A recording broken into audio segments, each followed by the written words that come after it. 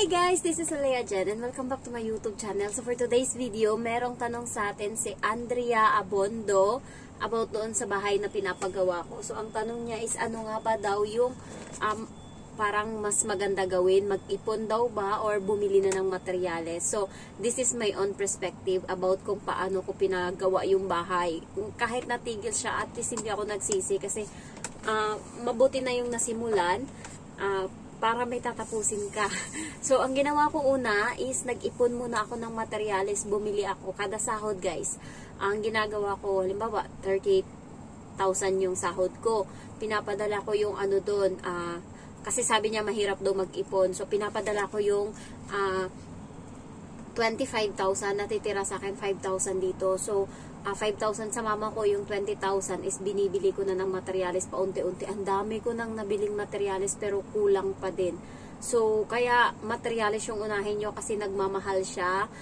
Yung kabilya and then semento, ang mahal ng semento, kailangan yun. And then buhangin. Ayan, merong iba na sa mga community, may nagbibigay diba ng buhangin. Ayan, pwede kayong makakuha dyan. Nakakuha kami dyan parang 1/4 na load. Malaking bagay na din yun kasi ang mahal ng buhangin. And then, pako, ang daming pako na kailangan. And then, mga gamit, kung simento yung gagawin nyo, kailangan nyo ng welding machine, barena, ano pa ba yung iba. So, kailangan nyo yan. Kaya, ako, binili ko lahat yung mga ganyan ko kasi mahirap manghiram. So, lahat, mga lagari, martilyo. So, meron ako madaming pako, guys, na kailangan. And yung kahoy, milyar-milyar, ilang kahoy yung napatumba namin. Kaya, kailangan, bago kayo magsimula is, kasi yung mga 100,000, 200,000 nyo, kung bahay na matino, kulang pa din siya. Kulang. Kaya, kung first floor lang siguro, baka pwede pa 250,000. Baka matayo na, materhan na, pero hindi siya fully na furnish. Wala siyang wala siyang bintana, ganyan. Pero matirahan na. Unlike sa napagawa ko kasi second floor, and yung first floor pa lang namin, yung pinaka unang palapag or unang yung floor is buhos din siya. Maraming kabilya yung nagastos doon, plywood, lahat-lahat. Kaya yun yung paghandaan nyo. Ang sa akin, kahit papano, naunahan ko na ng mga 100,000 yung mga materyales. Kaya medyo nabawas-bawasan. And then humiram nga ako sa bangko ng 7/14/21. So mga nasa 200,000 yung hiniram ko mahigit.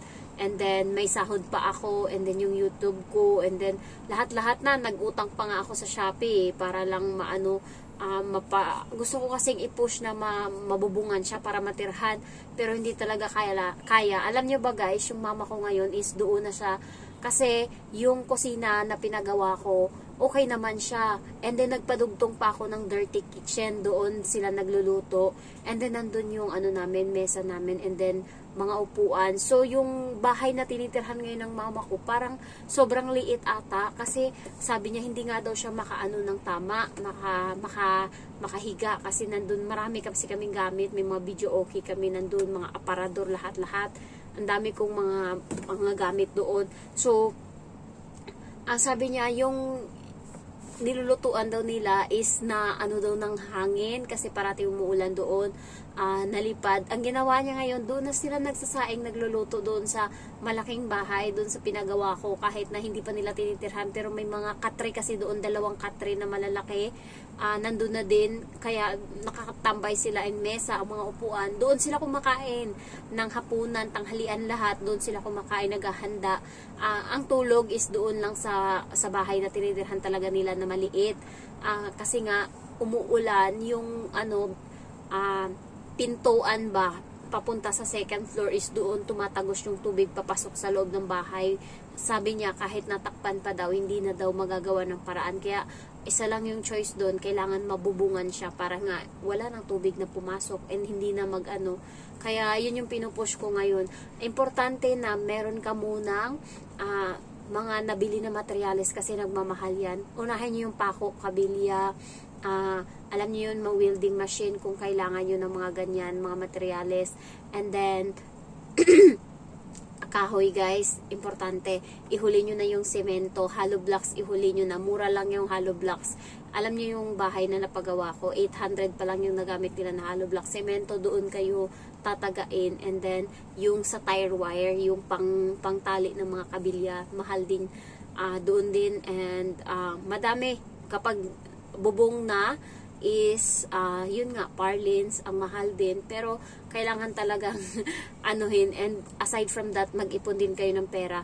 Hindi pwede, unahin nyo muna magbigay ng pangmaterialis, and then pagkatapos na nun, tsaka mo na ngayon aasikasuhin yung para sa para sa pangpatayo ng bahay. Ayan, yung amo ko nasa labas, tapos tumutulog, bahala ka dyan, kailangan ko magsalita kasi na to 5 minutes na to. Kapag tinigil ko pa to, wala na, hindi na ako makakapag mamaya. Ayoko nang titigil to, bahala siya dyan. So, yung bahay is importante siya para meron tayong makitang pundar para sa pamilya natin and para sa ating pag-uwi. Katas natin yun. So, kaya yung iba nga sabi, hindi magandang investment yung bahay. Pero, kapag tayo kasi, diba guys, ayun lang yung una nating priority talaga, yung meron tayong matutulugan and masisilungan na alam nating safe. And sa probinsya namin is mabagyo talaga siya. Grabe yung bagyo dyan, kaya hindi pwedeng i-joke mo lang yung bahay na papagawa mo kasi anytime pwedeng nagliliparan yung mga bubong dyan. Meron pang naanod sa sa ilog. Kaya hindi pwedeng loko-lokohin natin yung bahay. Kaya sabi ko nga sa kapatid ko, siniseryoso ko talaga tong bahay kahit na ito muna yung mapuntahan. Meron naman ako para sa sarili ko yung cellphone. Yung sa pag-iipon nyo naman ng pera, mahirap talaga siya mag-ipon, totoo yan, nagagastos, lalo pag alam mo na may pera ka, nakaka-shopping ako, ganyan. So, mahirap mag-ipon, kaya ginawa ko nga, umutang ako, tapos ayan, kada buwan ko binabayaran. Kaya hindi na ako nagpapadala sa mama ko ngayon kada buwan, kasi nga wala na akong ipapadala, binabayad ko na sa inutangan ko. And marami din akong utang sa Shopee, G-Loan, pa yun, sa Shopee na parang S-Loan, ganyan. So, ang dami. Kaya yun, pinagbabayaran ko muna. In-offeran ako ng G-Loan ngayon ng 35,000 pautang nila. Pero wala naman akong pagagamitan kaya hindi ko kinukuha. So, anuhin nyo muna. Paanuhin nyo muna yung pera nyo. Alam niyo yung madami kang kuhanan bago mo hugutin lahat. So, ganun kasi yung nangyari. Merong pautang yung Shopee. So, tinabi ko muna, hindi ko muna inutang. Yung G-Loan may pautang, hindi ko rin inutang. Tapos, nung nagpagawa na ako, lahat yung pinag-uutang ko. Kaya ngayon, lahat pinagbabayaran ko. So, importante din na alam nyo yung pinagkakatiwalaan nyo yung tao na mag-aano sa inyo, magbabantay sa bahay kasi merong iba na binuburaot, ayan, ganyan. So, maraming ganyan. Buti na lang yung mga tauhan na nakuha ko is napaka-honest nila, hindi sila nagbibiglang hanggang alas 6 ng gabi sila nagtatrabaho kahit na sinasabihan na tama na alas 5 lang. Pero choice nila yun kasi nga libre sila umagahan, tanghalian, hapunan, kaya parang yun na yung ganti nila. Ayun lang guys, and sana may natutunan kayo.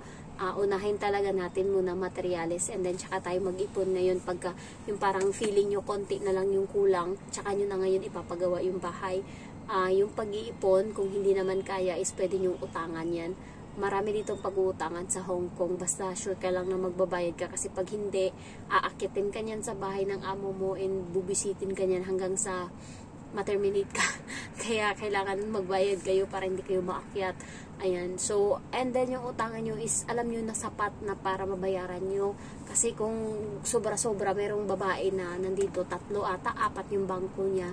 Nagkanda, stress siya. And then, sinabi niya sa amo niya nga na ganun yung nangyari, nagkautang siya. Akala niya, tutulungan siya magbayad. Pero ang ginawa ng amo niya is terminate siya. Kasi ayaw ng mga amo dito yung mga palautang. Kaya, ingat-ingat. And kapag umutang, magbayad para makakaulit.